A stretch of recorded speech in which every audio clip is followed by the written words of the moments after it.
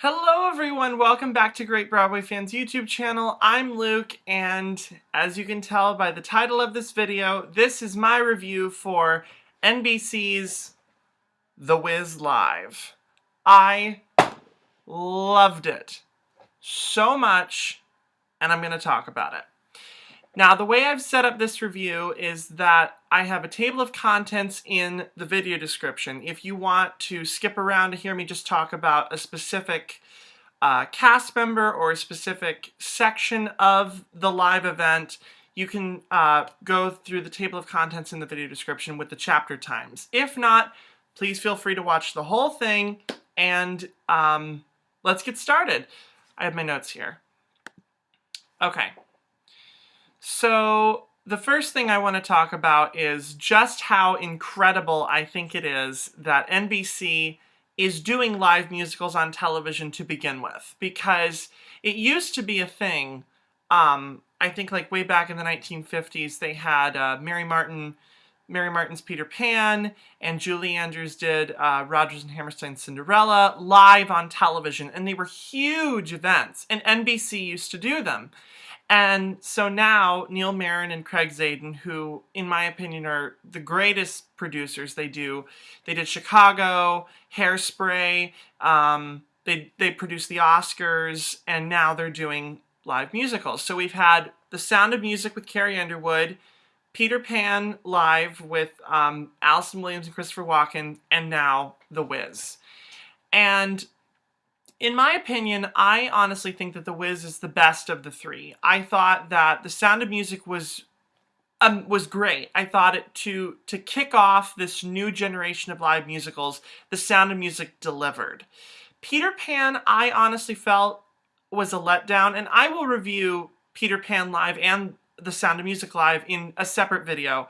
But just to give you a quick overview, I thought that Peter Pan was a bit of a letdown, while The Sound of Music had my expectations were surpassed with The Sound of Music, and then Peter Pan was kind of a letdown. So that's why I was really excited for The Wiz, because number one, I love all things Oz related. I love The Wizard of Oz, the 1939 classic. I love Wicked. I actually enjoyed Oz the Great and Powerful. The rest of the world did not. And I was in The Wiz twice. Once in middle school, once in high school. And I played the wizard both times. And it was absolutely incredible. And I loved, loved, loved being in that show. And I love the music. And, of course, this is very exciting. The Wiz Live brought in 11.5 million viewers, which was up from Peter Pan last year with 9 million, but not coming close to The Sound of Music with 18.5 million.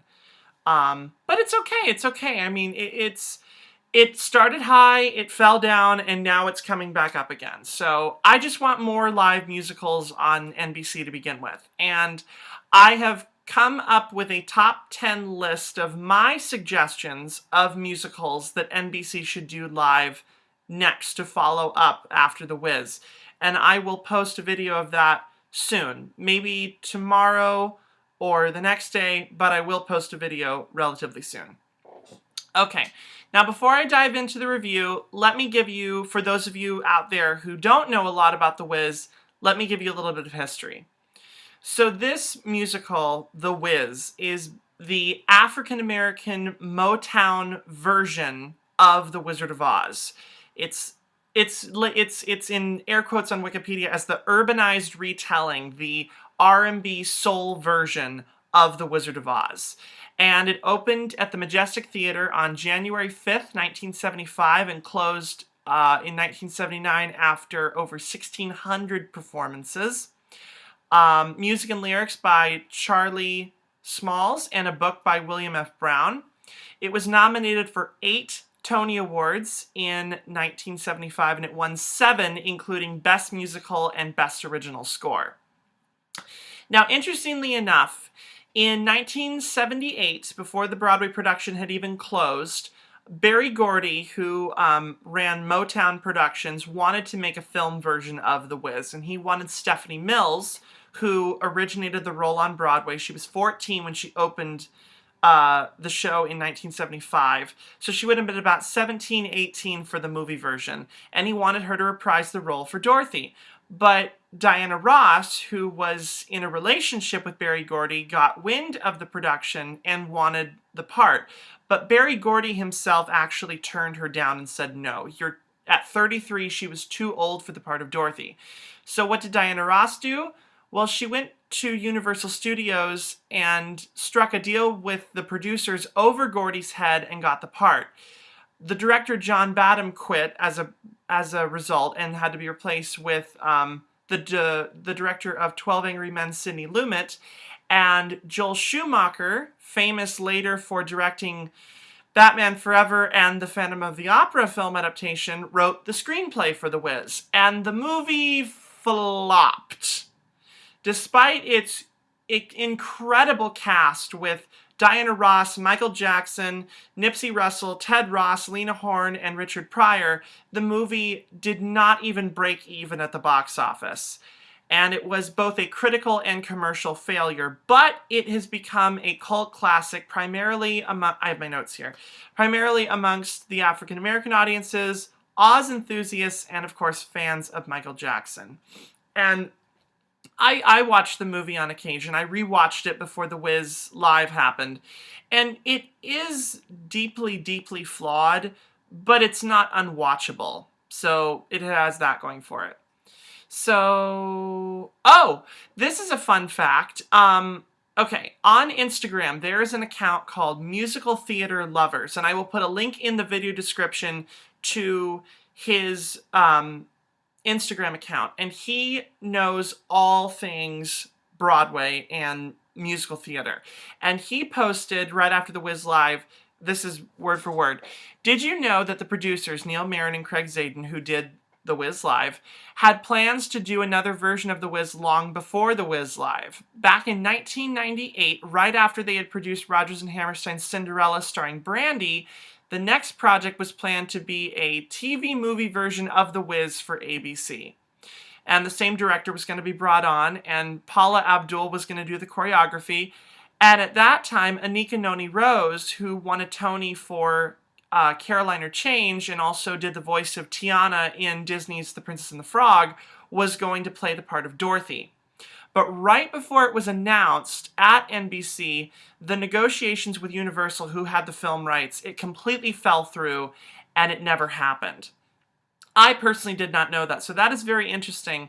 And then, of course, all these years later, the same producers gave us The Wiz Live. And this is very fun. Kenny Leone, who directed this live telecast of The Wiz, is going to be also directing the Broadway revival, which has been announced. It's going to go to Broadway in the 2016-2017 theatrical season. And no casting has been announced yet, but I'm assuming Shanice Williams will join the Broadway transfer, but I'm not sure about the rest of the cast. I have no clue as of right now, December 5th, 2015. But I am very excited for The Wiz coming back to Broadway, and I think it's going to be a big hit, especially right after The Wiz Live.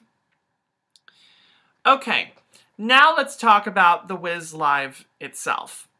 And before I go any further, I have to acknowledge the 4 things that I did not like about The Wiz Live. Everything else I loved except these 4 things.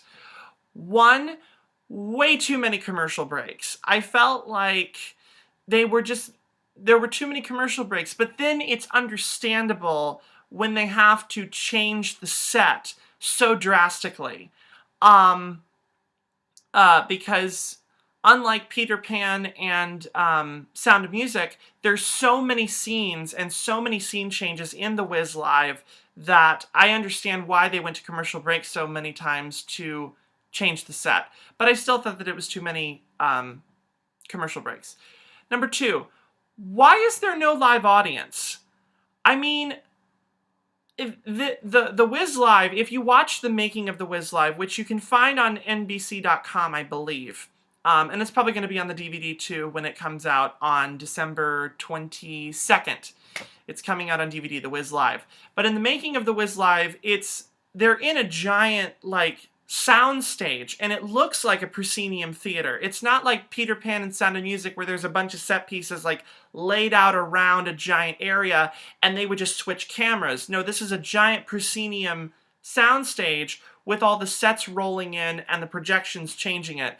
So my question is, why was there no live audience? I mean, I feel that the only thing that could have made the experience more enjoyable for me personally is to have an audience there laughing and applauding throughout the jokes and the numbers, and I honestly think that that would have added more to the experience. So, NBC, if you ever watch this, please, please, please consider having a live audience. I mean, can you imagine, like, if you put out tickets, like, people years from now would be able to tell their children, like, I was at a taping of the live musical event of whatever they do after this. I honestly think it would be a really, really great addition. Third, what happened to Toto?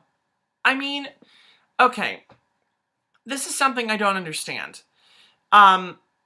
If you actually think about it, and if you actually look at the source material, The Wiz is a much more faithful adaptation to L. Frank Baum's classic novel than the MGM movie is. The Wiz is so much more faithful.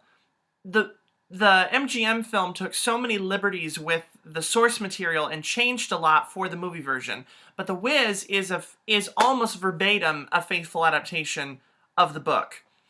But in the book, The Wonderful Wizard of Oz, in the MGM classic with Judy Garland, and even in the film version of The Wiz with Diana Ross, Toto goes with Dorothy to Oz. But in the stage musical version of The Wiz, Toto is only seen in the opening scene in Kansas and the closing scene when she clicks her heels and she's back in Kansas. Toto does not come with Dorothy to Oz. And interestingly enough, the same thing happened in The Wiz Live. Now, I don't understand if it's because animals are difficult to work with. I don't know. I honestly have no clue. If that's the big problem, if you don't want to work with animals, then why would you even have Toto to begin with? That's the only confusion that I have. If you have the dog, why didn't you use him in the whole show? Would it have been too complicated? Would it have been too difficult to train the dog? I mean, I saw this was years ago. I saw a community theater production of The Wizard of Oz, and Toto was obviously not trained. He was on a leash, and Dorothy literally dropped it in the middle of scenes, and he would run off stage, and then right when they would go, we're off to see the wizard, he would run back on, and she'd have, like, treats in her pocket. He was not a trained dog. But I've seen other productions with trained dogs as Toto. So that's my only question. Why is Toto not in The Wiz? Why is he not? He's not even written into the book. So it's not like the director chose not to have it. If you look at the source material of The Wiz, Toto is not even in the musical, except in the beginning and the end of the show. And finally, this is just a nitpick. What happened to Uzo Aduba's wig? I mean, if you look at the promos and the photographs that were taken of the cast in costume, she has this beautiful, big, blonde, curly, perm afro kind of hairstyle with the dress that she has on.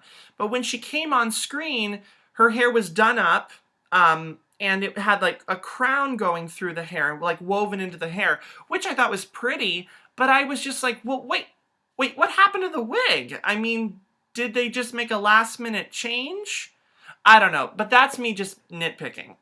Okay, so those are only the 4 things that I did not like about The Wiz Live. But aside from that, everything else was fantastic. So now let's talk about it. Something that really pleased me about The Wiz Live is that they stayed faithful to the stage musical other than the movie. In the stage musical and in The Wiz Live, there is Kansas, and then there is an actual magical land that is Oz. In the film version, it's set in Harlem, where Dorothy lives with her Aunt Em and her Uncle Henry in an apartment in what I assume to be Harlem or New York City or some suburbia in New York. And Oz is actually kind of like a it's very hard for me to articulate this. It's kind of like a dilapidated ghetto New York style version of Oz. And I honestly, when I watch it, I'm just like, that's kind of insulting to the African American community and their culture. I mean, why would you do that? I mean, I don't know. I mean, I blame Joel Schumacher because he's the one that so heavily adapted the script of The Wiz for the screenplay. And that's what makes the movie, in my opinion, an abomination to the musical genre and to the musical of The Wiz itself. It's kind of disrespectful that you see Oz, Joel Schumacher, for African Americans as this sort of like New York style. Like, I mean, if you look at the scene with when Michael Jackson appears on screen, he's in like it's like a ghetto like cornfield in the middle of like a dump. It's terrible. And so to see Oz as in full like Technicolor, I felt like I was watching the original 1939 movie. That's how I felt when I was watching The Wiz live. Like, it was so colorful and so beautiful. I'm like, thank you, Lord. This is the right way to do The Wiz.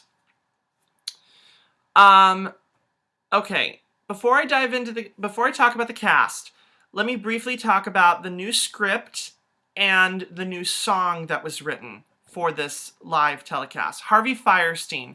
Man, he did such a good job updating the show. I was in The Wiz, like I said, in high school, and it was so refreshing to have this brand new book with this new dialogue and these new, I felt like the characters were fleshed out more in this version than the original stage musical. I felt that Dorothy's desire to go back home to Omaha, where she was born, versus living in Kansas, was actually really very great for the character, because then The Wiz makes the excellent question, like, wait a minute, you want to go back to Omaha where you were born, but your auntie's farm is in Kansas, where do you want to go? And then she comes to the epiphany when she's about to go in the balloon that she's like, no, I can't go to Omaha, that's not my home. Kansas is with Aunt Em. And I felt that Dorothy's epiphany was very real, and I felt that the character development of her was very real as well. Because in the beginning, she hates Kansas, doesn't want to go back, but then through the journey of the musical, she learns what the true meaning of home is. It's not a place where you were born or live, it's where you love.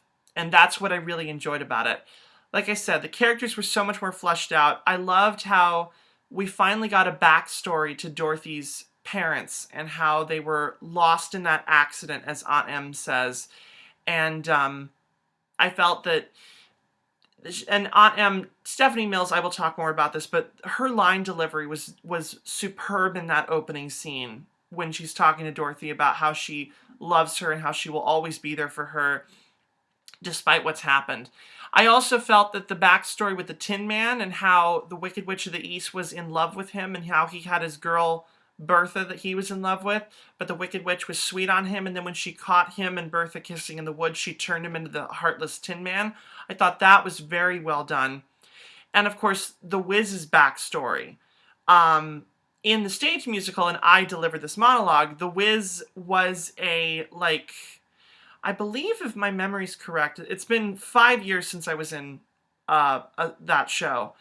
And I remember that he was like a politician, or he was a preacher. I can't remember what it was, but he was a failure kind of businessman kind of thing. And I felt that having Queen Latifah as the Wiz say that she was a magician's assistant and she hated him and she went off in the balloon, and then when she landed in Oz, she put on his top hat and his cape and started doing a magic act. I thought that's very, very good, because you're like fascinating the people of Oz with your worldly tricks and like, oh, I came down in this hot air balloon and I can do magic, and then they set her up in the Emerald City. And then of course when Dorothy keeps like trying to push on her, like, you should leave, like, she's like, maybe she doesn't ever want to have another conversation with a human again or feel love, and she's like, laying it on pretty thick, aren't you? Finally, I loved the whole message. Like when Dorothy said, "It's these shoes, these are going to get me home," and Glinda's like, "No, no, no, no, no. The magic is in you." That lesson, honestly, I felt was very, very good, because yes, the shoes are a deus ex machina into helping Dorothy get back home to Kansas. But when Glinda says, "No, no, no, the magic is in you," that makes so much more sense in having her go through this journey and not just have, "You've always had the power to go back home. It's those shoes." And it's just like, what? No, no. This lesson makes so much more sense. I will say that I was a little bit upset that right after the Wiz tells them that they have to go kill the Wicked Witch, the three characters turn on Dorothy and they're like, "Well, this is your fault. I mean, you were the one that dropped the house on the Wicked Witch of the East, and you did all this. You go kill the witch." And I felt like that was like, really, guys? Like, you are turning on Dorothy. Like, her line, "Y'all supposed to be my squad." Oh my gosh, I started laughing so hard because I thought that line was genius, and Shanice Williams delivered it so brilliantly. But then, of course, going into the new song, We Got It, I thought that was so perfect in not only fixing how the situation was at the moment when they were so upset with Dorothy and they were like, "We don't want to go with you." And then she sings this song, because that's what musical theater is supposed to do, is that songs are supposed to progress. Stephen Sondheim brilliantly says that musical numbers should start in one place and the character should be at a different point at the end of the song. And that's exactly what happens in this number. And Neo and Elijah Kelley, who teamed up to write this song, brilliant, brilliant, brilliant. I loved it. Love the new song. Thought it's a great addition. I hope, fingers crossed, I hope that that song makes it in the Broadway revival, because I thought it was really well done.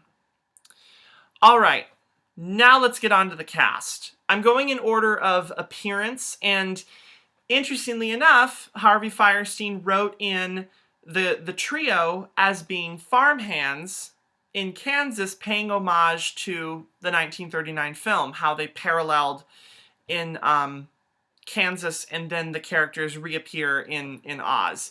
But I'm not going to talk about Neo, David Alan Grier, and Elijah Kelley just yet. I'm going in order of appearance by main characters. So I'm starting with Shanice Williams as Dorothy. And Laura Benanti put it well on her Instagram that she posted when she said, "A star was born on December 3rd, because Shanice Williams was amazing as Dorothy. She perfect well casting. Like, when I heard that they were bringing The Wiz live to NBC, I dreamcasted that Kiki Palmer should have played Dorothy. But when they announced that they were going to have an open call audition, I'm like, well, that's actually really, really smart, because you can have an all-star company, but you have a newcomer in the lead character, and that will make them become a star. And oh my gosh, Shanice Williams, perfect. I can see why they chose her, because her acting and her singing were amazing. Her vocal chops were off the charts. I mean, her rendition of Home broke my heart. Like, I downloaded the single that they released like a week before the Wiz Live happened, and sorry, I'm a little sick. But I thought that that song was incredible, and that girl can riff, she can belt, she can do everything. She's so amazing. When I was watching it, I honestly was thinking she's a lot like Debbie Reynolds was in Singin' in the Rain, because you have these two amazing, huge stars with Gene Kelly and Donald O'Connor, and then you have this 19-year-old who just steals the movie as Kathy Selden. And that's how I felt the same effect work with Shanice Williams. I thought, and she's 19 too, and I'm like, she is professional. She is acting her butt off. She's how do I say this? I honestly felt like she just dived so fully and fully embodied the character. That's what I'm looking for. She fully embodied the character of Dorothy, and so well used with her acting chops. So incredible. Her comedic timing was great with her lines. Absolutely loved her. Next up, we've got Stephanie Mills, who, of course, originated the role of Dorothy in the original Broadway production of The Wiz back in 1975. She was just delightful. I thought seeing her in this role was just great. It's like, thank you, NBC, for getting her involved in this. Like, I just felt for her to come back and play this part. It's a lot like how Laura Benanti played Maria in The Sound of Music on Broadway back in the 90s. She was the understudy for Rebecca Luker, and then she played the role on Broadway. And then she got to do the NBC Sound of Music Live and got to play the Baroness. And I felt like, great job bringing Stephanie Mills back for this. And her chemistry with Shanice Williams was great. Like I said, her line delivery with her monologue, with her mini monologue, was great. And of course, the feeling that we had, her voice is just, it's breathtaking. Breathtaking to watch this legend play this part in this live telecast. Next up, we've got Amber Riley as Ada Pearl, the Good Witch of the North. Oh my gosh. She was so funny. She was so funny in this part. So well done with all of her lines. She's just in 2 scenes and she steals them. It's just amazing. So funny. My favorite line is when she says, "So what can I do for you?" And Dorothy's like, "For me?" And she's like, "Yeah, you freed the Munchkins from the Wicked Witch of the East. The least I can do is take you to lunch. You like sushi?" I laughed so hard. I thought that was so funny. And then, of course, her singing He's the Wiz. My mind was just blown with how well she can sing. Like, I remember her from Glee, but I just missed her on television and I forgot how good she was. Oh my Lord. Amber Riley, please come to Broadway. Like, do a Broadway show. Do 100 Broadway shows. Do everything. She's amazing. Okay. Elijah Kelley as the Scarecrow. I felt when I was watching him that I felt like he channeled so much of Michael Jackson's performance as the Scarecrow from the movie that I felt like I was watching Michael Jackson again in the role. But of course, Elijah Kelley brings so much of his own persona to the character and his little quirks and his isms. He utilizes his costume very, very well to his advantage. And his movement of his body, how his legs would like bend and like be like lopsided and everything, I felt like that was very well done. And I thought that his, what was I saying? I honestly felt like in the first scene with the Tin Man, like Elijah Kelley was a little bit on the rude side, like, "Come on, Dorothy, let's leave, let's go see the Wiz." And I'm like, Elijah Kelley, like, calm down, like, what's wrong with you? Like, what the heck?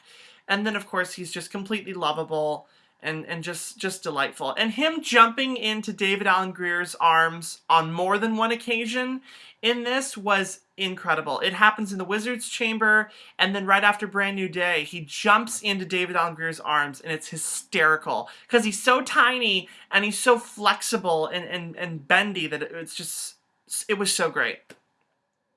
Neo as the Tin Man. Before The Wiz Live, I had never heard of Neo before. I'm not into rap music. I've never heard of him before.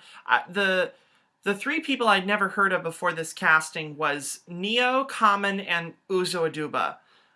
Mainly because I've never seen Orange is the New Black, and I had never heard of Common or Neo before. But Neo was just incredible. I was a little bit on the iffy side with his southern drawl. He sounded like, when he was talking, he sounded like he was like that like curmudgeonly but yet lovable, like in his 50s or 60s old black man, like sitting on a rocking chair telling stories. That's how I felt like his accent and his the way he was talking sounded to me. As I mentioned before, his backstory with his love and how he lost her because of the witch, very well done. And his dancing was just on point. Like, his dancing was so good. I will talk about this later, but the sound effects when he would clank with his arm or when he'd move, delightful. And of course, his singing, his vocal chops. Slide Some Oil to me was great. but the song that really was the epiphany of his performance, like, if you know how they do like the Oscar footage, like they show the best part of the performance when they're at the ceremony, the Oscar ceremony. I felt that If I Could Feel was his Oscar nomination song. Like that's what I felt like. His performance in that song was so well done, and his singing was just incredible. I'm now a fan. Neo, I'm a fan now. Now we've got David Alan Grier as the Cowardly Lion.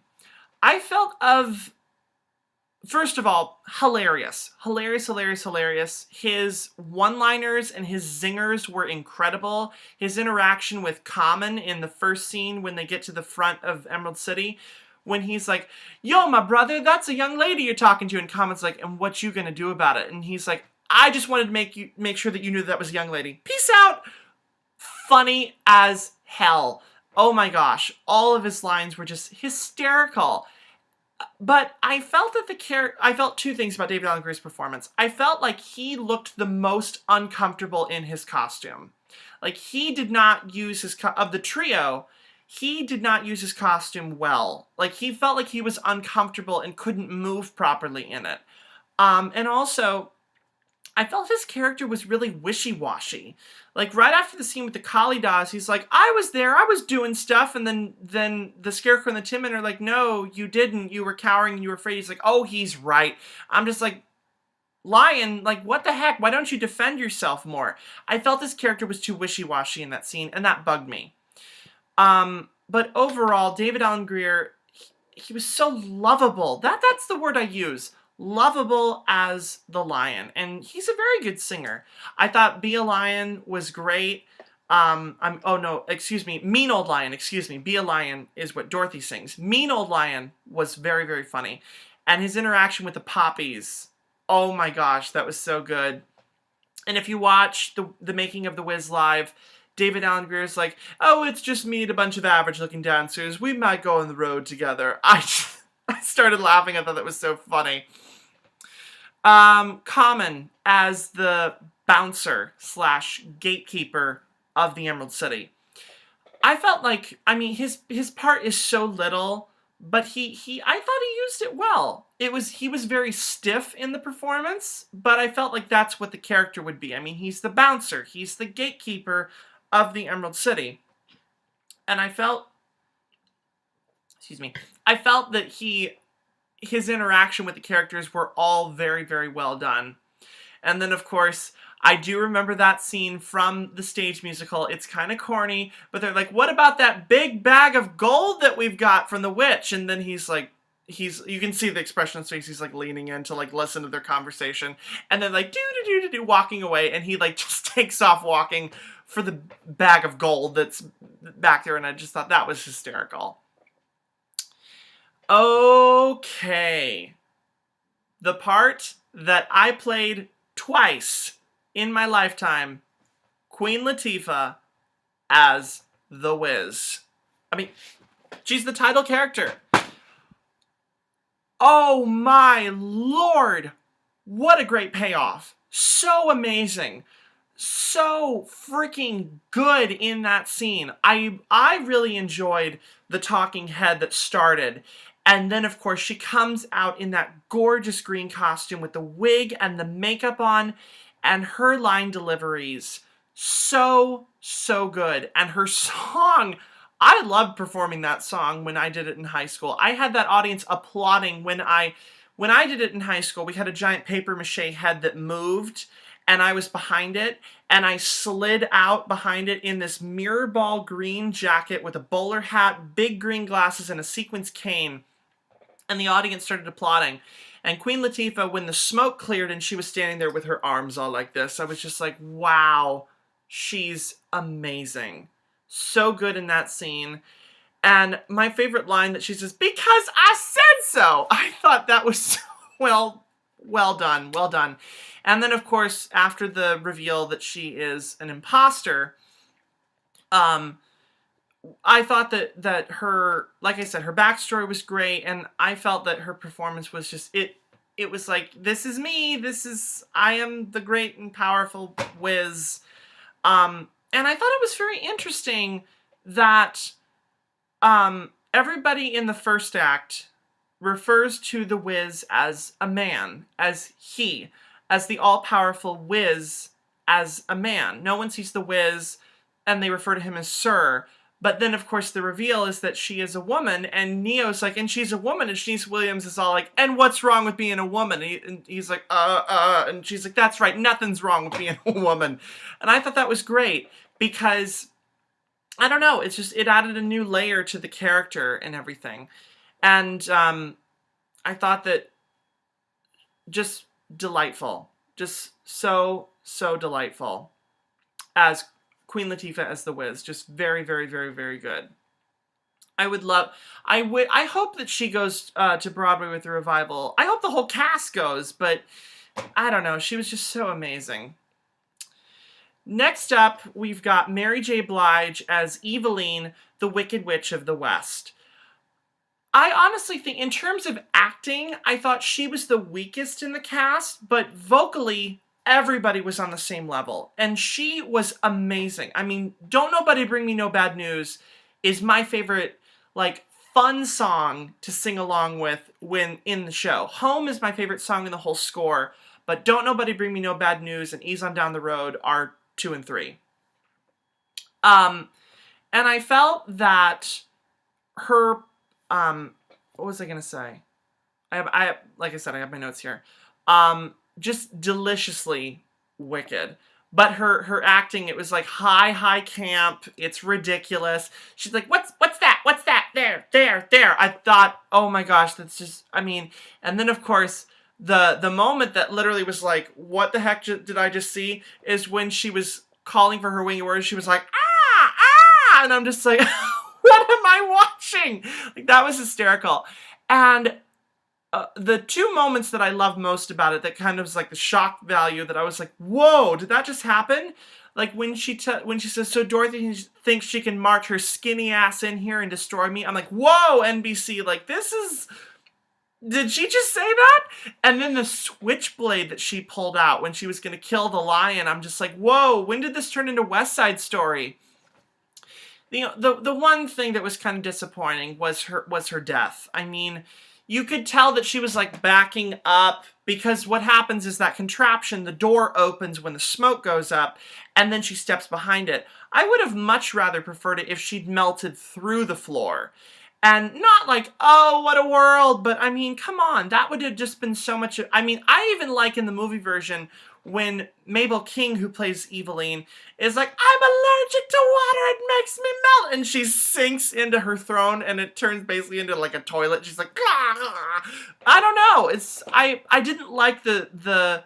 I thought her initial scream was great when the water got thrown on her, but when she disappeared, I was just like, that's kind of a letdown. Like, I can see you backing up to the trap door. Like, I don't know.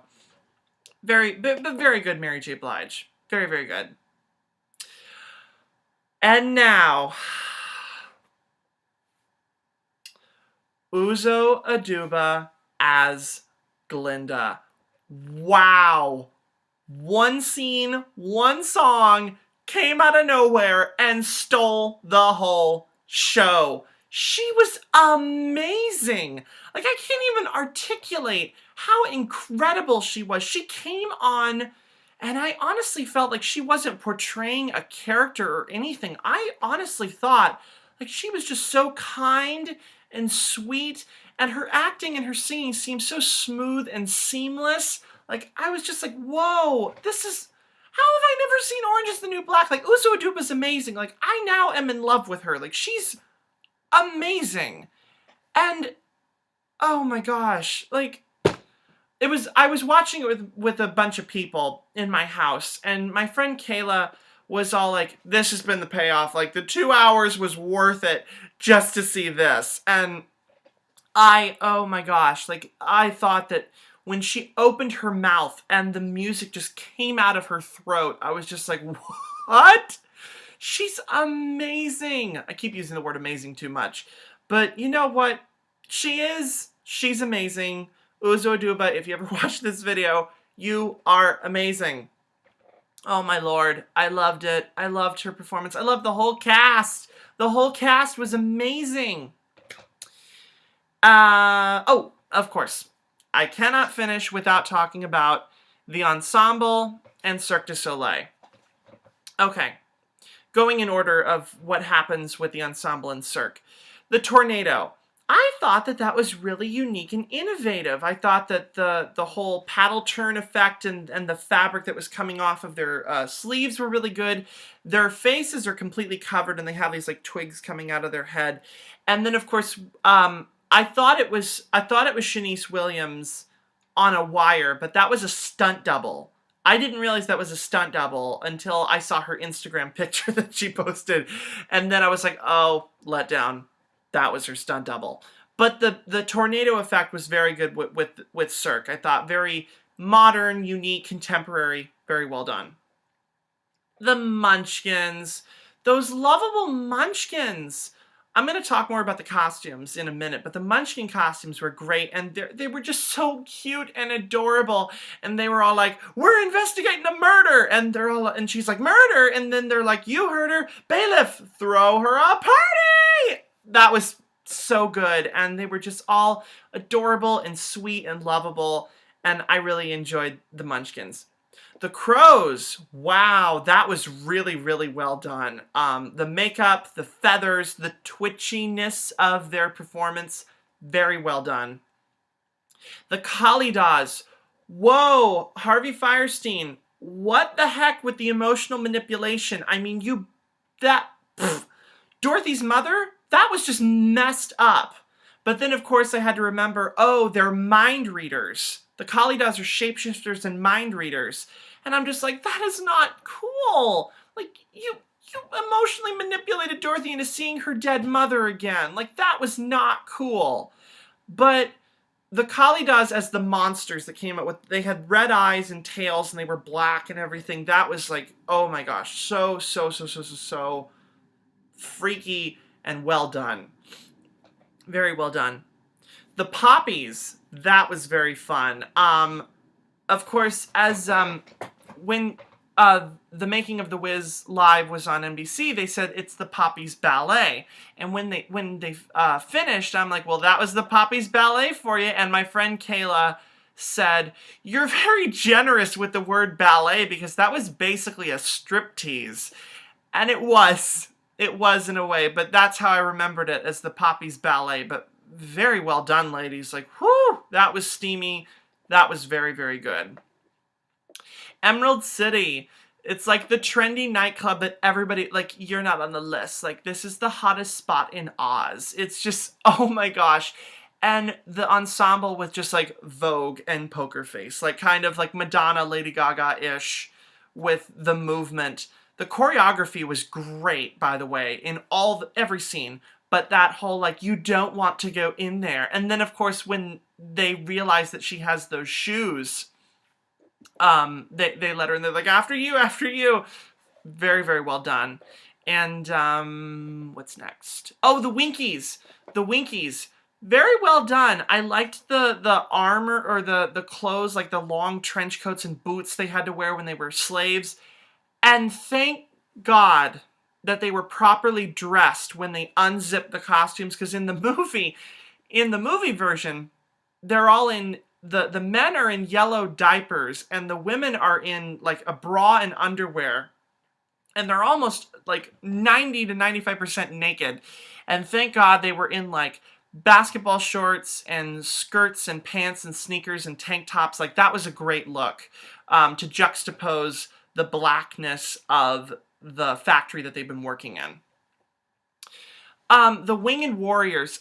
I didn't like the change of the name. Like, what's wrong with flying monkeys? Like, I don't understand that. The Winged Warriors, especially the way that she said it when Mary J. Blige, and even the Munchkin in the opening scene, but watch out for the Winged Warriors. I'm just like, ugh, that name is just so cheesy. That's cheesier than flying monkeys. But Cirque, great job. But that scene was too short. That scene was way too freaking short. I wanted more. I wanted, like, all of them, like, running past them and getting, like, trying to dodge them. And then, of course, the net just comes on top of them. And I'm just like, oh, scene's over. But you know what? Very well done. Great costumes, which is my next thing I'm going to talk about, production design.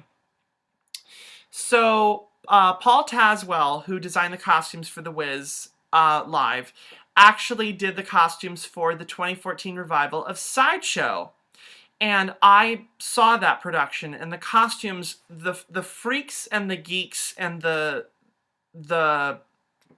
people in the Sideshow, very, very like detailed with the makeup and the costumes. And then of course with Daisy and Violet, he had to have the very challenging effect of making either mirror image costumes or completely identical ones for both of the girls.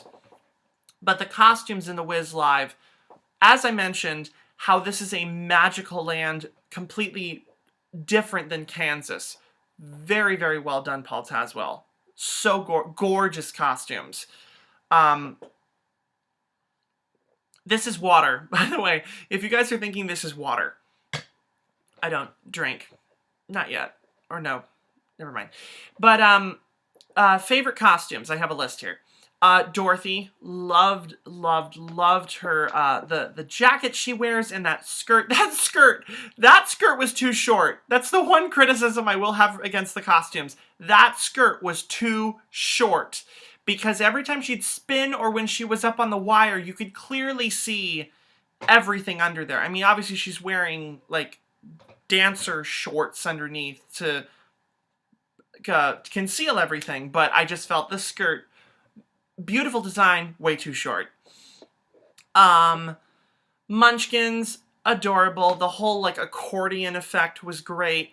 Add a Pearl, the blue, very, very well done. The trio, as I mentioned, I felt that Elijah Kelley and Neo best well utilized their costumes, and David Allen Greer was the most uncomfortable. But aside from that, the costumes for the trio were amazing. Like the whole twig effect that was coming out of Elijah Kelley, the back of his head, was very, very great.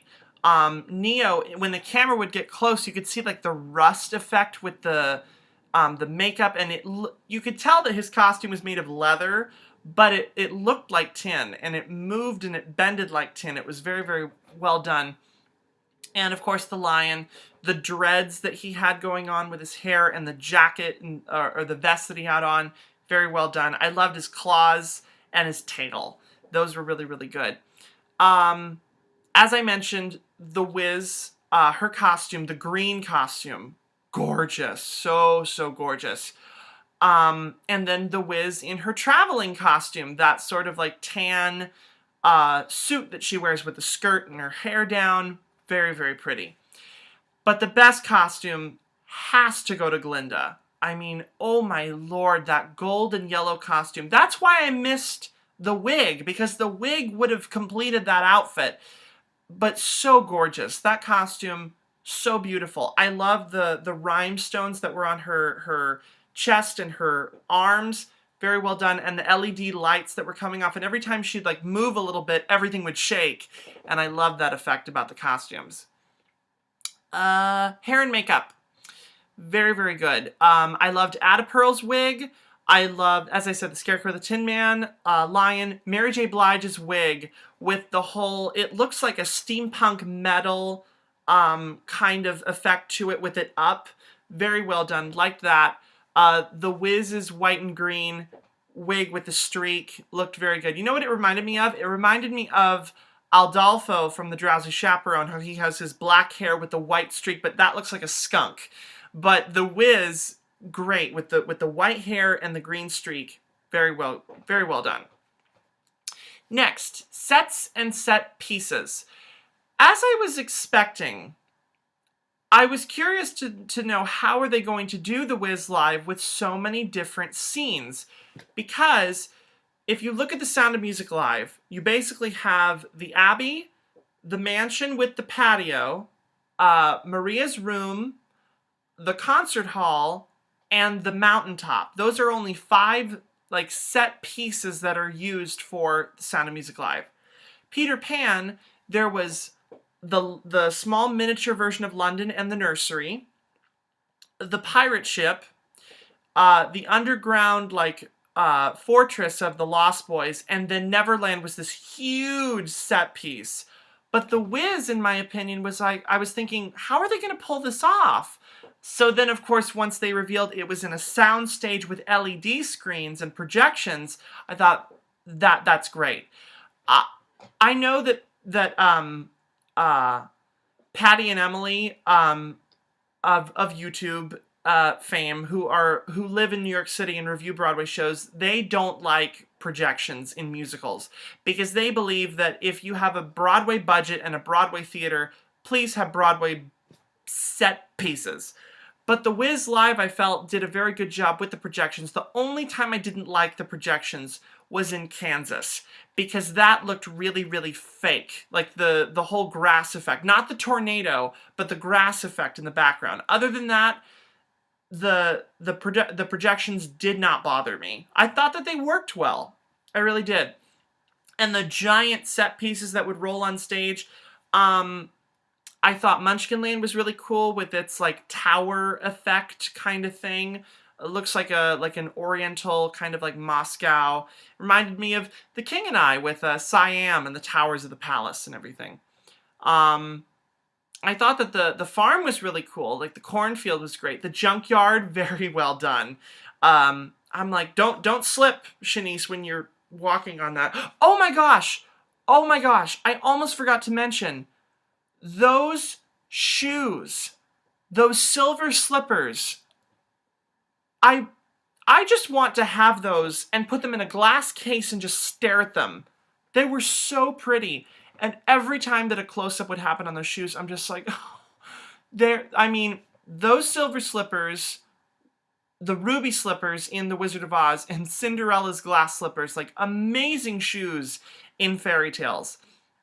But those, I'm sorry, I completely forgot to mention this in the costumes. Why didn't I write this down in my notes? But I felt that her red shoes that when she wears at the beginning were good, but Shanice, those silver slippers, so gorgeous. Like the whole diamond mirror ball effect to it was really great. Back to the sets. Forest, very well done. Love the forest. The poppies, those giant flowers that took over the proscenium, very, very beautiful. Emerald City, very simplistic, but very green and lovely. As I mentioned, the giant talking head in the Wizard's Chamber, very well done. I want that chair. I want that throne here in my room. I will sit in that chair and review musicals sitting in that chair, and that would be awesome. The furnaces and the like factory effect for the Wicked Witches scene, very, very, very well done. And then if you notice, if you watch the projections, which when I watched it the second time for this review, if you watch in the background with the projections, there's this ripple effect that happens after the witch dies when the factory's colorful and it's bright again. That was very, very cool. I thought the scene transitions were very seamless, and what was the one? Oh, the Yellow Brick Road. Did you guys notice that it was cloth? I suddenly noticed it only the second time when I watched it. I'm like, oh, the Yellow Brick Road is made of cloth, and it's on the stage. Whatever. Thought it was fine. And finally, lighting, sound design, and camera work. Tornado effect, great. Great with the camera work. I honestly felt like the wind and the sound and the lighting worked perfectly together. I thought that The Wiz, with her booming voice, was very good. The fire effect that happened on more than one occasion in that scene, very, very, very, very good. I only saw a couple of slip-ups with the microphones for the cast in some of the talking dialogue scenes. But aside from that, there were not a lot of problems with the sound design. Thought it was very well done. Lighting was gorgeous. Only a couple times could I see the shadows of the cameras, but we never got any cameras that were caught in the frame, which is obviously very well done. I remember in The Sound of Music there was unfortunately one time when the camera did get caught when they switched cameras and one wasn't out of the frame yet, but that was only one time that happened. So, my overall opinion, I loved The Wiz Live so much. This show is very near and dear to my heart. And like I said, Sound of Music was great. Peter Pan was okay, but The Wiz Live just blew past my expectations. All-star cast, beautiful production design, great direction.